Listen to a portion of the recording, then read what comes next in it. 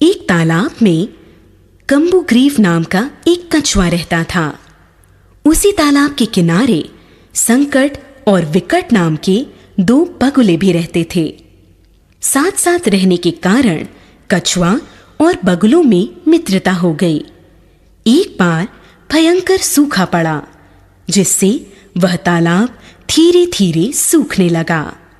तालाब के आसपास रहने वाले सभी जीव जंतु दूसरे पानी से भरे जलाशय तालाब की खोज में वहां से चले गए। यह देखकर बगुले भी दूसरे तालाब की खोज में जाने की तैयारी करने लगे। कछुए ने बगुलों से अपने साथ खुद को भी ले जाने का आग्रह किया। दोनों बगुले सोच में पड़ गए, क्योंकि कछुआ तो उड़ नहीं सकता था।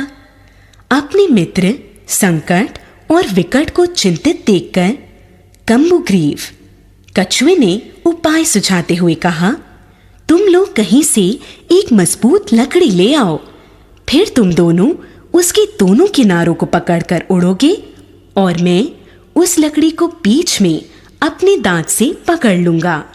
इस प्रकार तुम दोनों के साथ मैं भी दूसरे तालाब तक पहुंच जाऊंगा।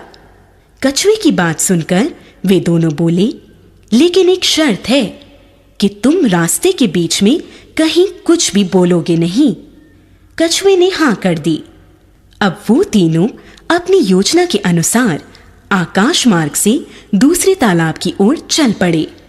रास्ते में नगरवासियों ने जब इस तरह तीनों को उड़ते देखा तो वे आश्चर्य से बोले, अरे देखो देखो, कोई चक्र के आकार की चीज 2 पक्षी किस तरह लिए जा रहे हैं।